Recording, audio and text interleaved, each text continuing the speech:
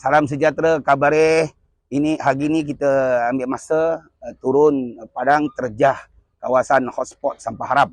Ya, pagi ini bersama semua tim penguasaan dari Majlis Bandaraya di Raja Kelang, daripada pejabat daerah Tanah Kelang, ya. Tuan Dio pun bersama, Tuan Syaman bersama juga, yang penting yang berhormat Ahli Dewan Negeri bagi kawasan Sementa, Saudara Nak Jahan, kita panggil juga bersama untuk kita turut pantau apa sebenarnya yang berlaku, dan juga Datuk Lamli, pengarah untuk KDB, CEO, dan juga saudara Wawai, Azma semua, dan juga semualah tim-tim PDRM juga bantu kita, PDRM dan juga Persatuan Penduduk di sekitar Wong Kampung, Rohim, semua. JAS, MBDK mesti ada, Masjid Raya Kelang semua adalah. Agensi yang berkaitan semua datang, TMB, Sandabi, dan tim ada saya daripada pejabat Esko daripada UPN, ya, daripada UPN kita semua turun. Tujuannya kita terjah. Yang pertama saya turun sebagai Esko, ya, SPBT Kerajaan Tempatan untuk ke hotspot kawasan zon tapak sampah haram. Di mana dalam siang dewan yang lepas saya telah beritahu, walaupun kita tahu pengawalan pemantauan untuk tapak sampah haram ini bukan mudah. Di Selangor sekarang melebihi 100. Dan yang berhormat Sementa pun dia bangkitkan isu ini di dalam dewan, dengan asapnya dan sebagainya, dan saya janji akan turun. Ya, hari ini saya turun bersama dan saya jemput bersama, ya. Terima kasih. Tujuannya apa? Kita walaupun berlain parti itu tak ada jadi masalah. Yang penting kita sebagai kerajaan dan juga sebagai wakil rakyat, kita memang prihatin nak selesaikan masalah rakyat. Ini isu sampah ini dah belenggu menghantui penduduk Sungai Sedang, penduduk Batu 14 sekitarnya bertahun-tahun. Kita kesan pun 2021, ya, kesan 2021, tapi longgokan dah besar. Longgokan dah besar. Sebelum ini mungkin terlepas pandang. Dan sekarang kita berjaya kawal sampah tidak lagi boleh masuk ke sini. Dalam kawasan yang sekitar dalam 5 hingga 10 ekar.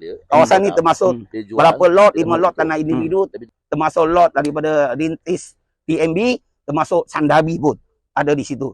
Dan sisa-sisa yang dibuang semuanya kabel, plastik, ya, barang-barang daripada industri lah.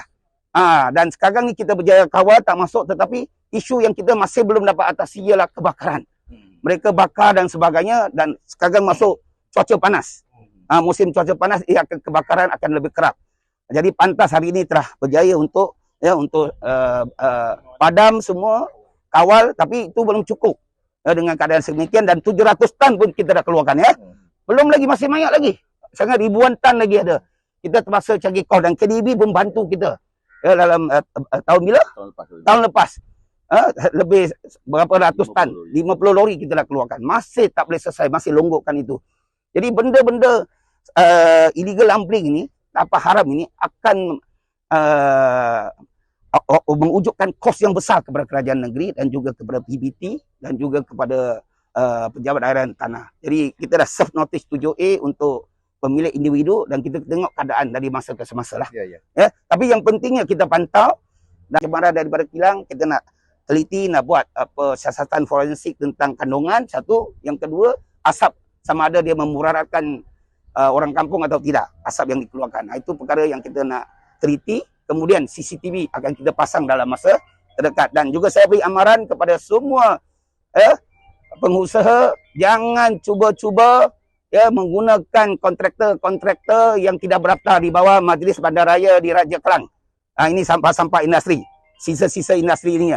Boleh, harusnya, kalau boleh, mesti gunakan yang berdaftar, dengan yang sah. Jangan buang curi-curi tengah malam. Kalau tangkap, kita akan kenakan tindakan. Dan bukan saja di sini, di tapak sampah haram di Jalan Sempadan Batu 14 ini, di tempat-tempat yang lain juga kita akan pantau satu persatu. Saya akan turun dalam masa terdekat. Kalau ada masa yang mencukupi, kita akan terjah satu-satu. Supaya kita tidak mahu sampah haram ini, tapak ini akan bertambah bagaikan cendawan tumbuh selepas hujan. Kita akan kawal. Dan antara solusi yang saya nampak hari ini, apa itu? Solusinya, kita penguasaannya, undang-undang yang kita ada terlalu kecil. Iaitu undang-undang kecil di bawah PBT ini hanya kenakan denda 1,000 saja. 1,000 itu tak cukup, orang tak takut. Tapi orang beti, ya. Tenang orang beti kan. Wong puak wae, lori ni dicekel tahan sebulan. Lori kena tahan sebulan saja boleh lepas. Sebab kita nak dakwa di mahkamah. Bilang kuasanya tak besar, punca kuasanya kecil. Jadi kita nak ubah, pindah undang-undang lambat lagi. Solusi yang terbaik, acuan yang terbaik adalah kita sign 672 masuk dalam Akta 672 pengurusan sisa pekerjaan negara. Kita sama-sama kita boleh gunakan akta yang lebih besar beri kat parlimen untuk tangkap ulat-ulat sampah ini. Di bawah undang-undang ini denda lebih 100,000, penjara 2 tahun. Yang berhormat Menteri KBKT dengan Komeng pun beritahu mereka akan pindah lagi dalam masa terdekat supaya hukuman tu diberatkan dan juga penalti atau compound itu lebih daripada itu, 500,000 ke 1 juta. Lori yang disita, sorry tu saya, sita habis, tak akan tebus balik dan sebagainya. Orang akan masuk penjara. Ini akan dapat mengurangkan, menakutkan. Sebelum ini, banyak pencemaran tentang air sungai, daripada anak sungai dan sebagainya, kilang-kilang tanpa izin. Sekarang mereka tidak begitu berani. Sebab apa? Ada akta daripada luas dan sebagainya.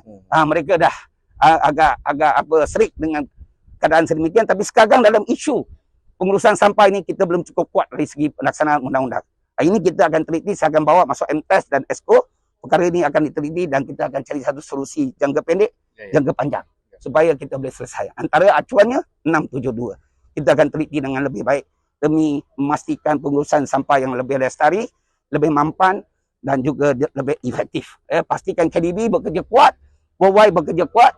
Yang berhormat semua kita lakukan yang terbaik untuk rakyat. Inilah semangat kekeluargaan kita di Selangor. Kita Selangor maju bersama. Okey?